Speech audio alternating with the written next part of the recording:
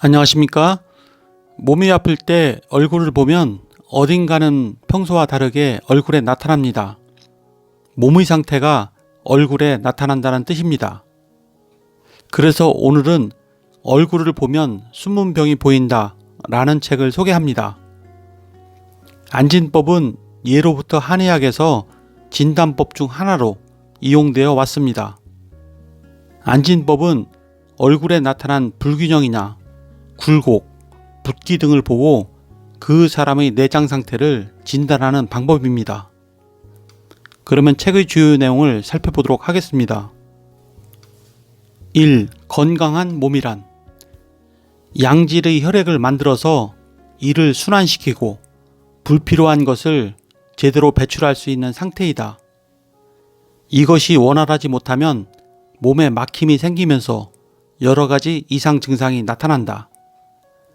양질의 혈액을 만들기 위해서는 양질의 음식과 물을 섭취하고 활성산소의 원인이 되는 스트레스를 줄이는 것이 중요하다. 혈액순환이 제대로 이루어지려면 운동과 호흡이 필요하고 때로는 몸을 따뜻하게 해주어야 한다.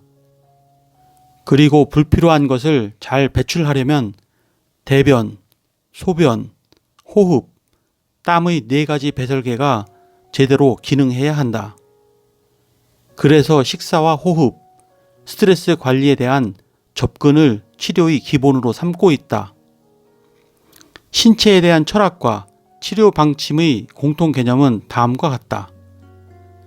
몸의 막힘을 해소하고 본래의 상태로 회복시키면 건강해진다.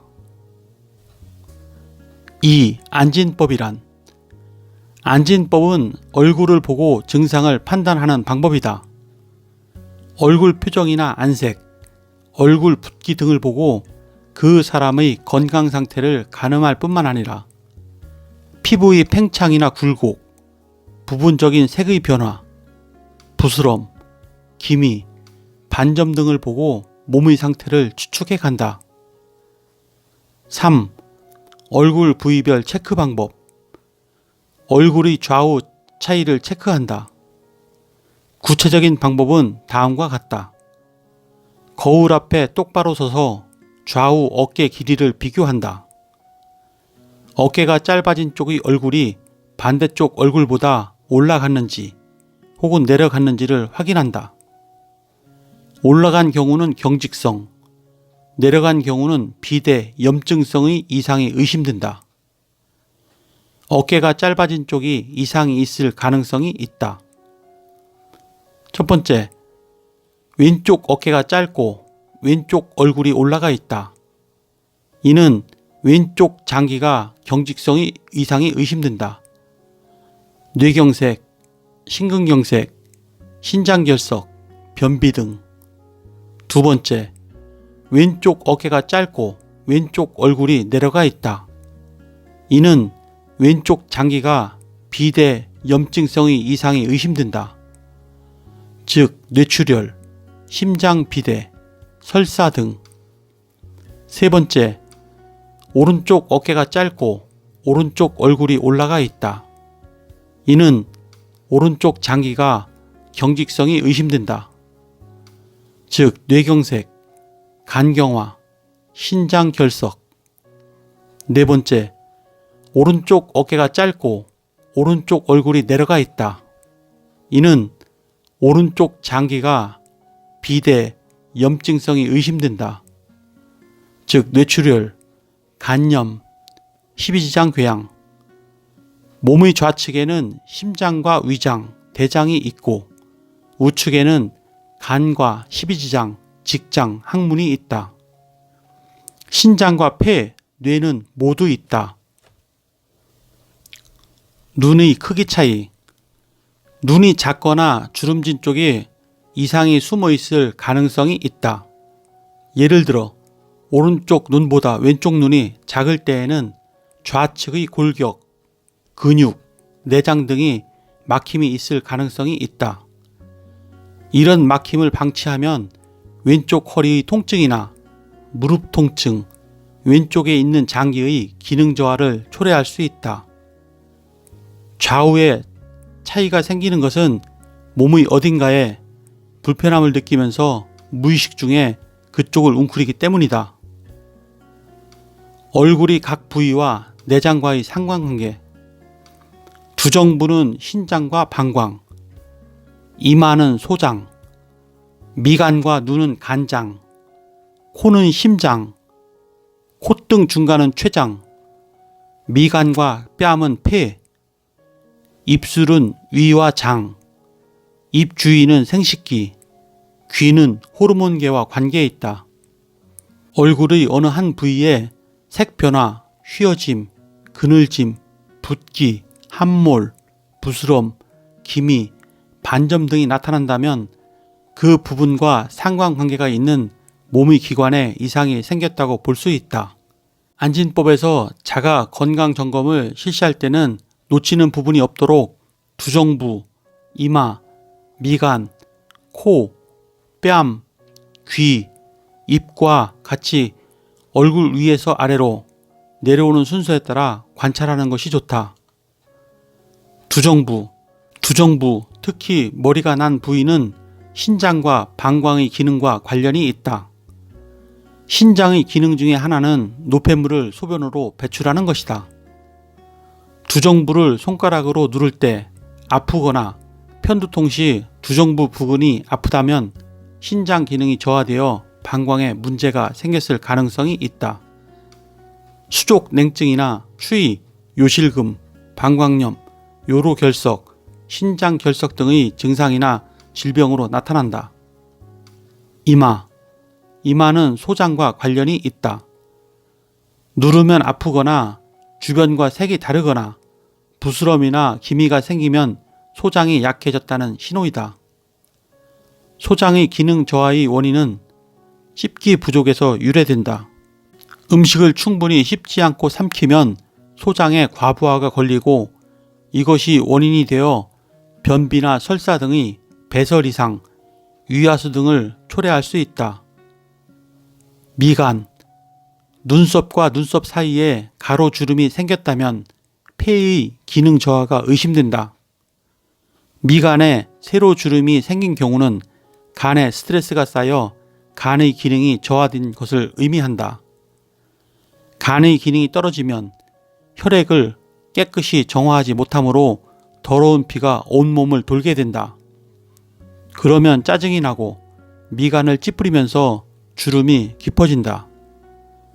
미간의 주름이 늘어나거나 진해질수록 간이 굳는다고 볼 수 있다. 크게 흥분하거나 운동을 한 것도 아닌데 미간이 빨개지는 이유는 간염이 의심된다. 미간이 중간에 붓는 것은 간의 비대 또는 지방간이다. 눈은 미간과 마찬가지로 간의 상태를 나타낸다. 급성 간질환이 생기면 눈 둘레가 빨개진다. 흰자위 전체가 노래졌다면 간이 상당히 나빠졌다는 증거이다. 안구의 혈액, 림프액의 흐름이 좋지 못하여 황달이 생긴 것이다. 눈곱이 쉽게 끼는 것은 유제품을 너무 많이 섭취했기 때문이다. 눈의 밑은 신장과 대응한다. 과음, 야식 등을 계속하면 신장에 부담이 쌓이고 대사가 원활하게 이루어지지 못하면서 눈의 밑이 붓게 된다.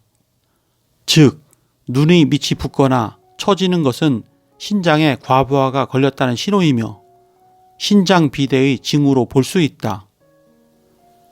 눈의 밑에 생기는 다크서클은 신장의 경직을 나타낸다. 눈꼬리 밑에 좁쌀처럼 작은 부스럼이 생기면 신장 결석이 의심된다. 코는 심장 상태를 나타낸다. 늘 코끝이 붉다면 심장이 스트레스를 받고 있다는 뜻이다.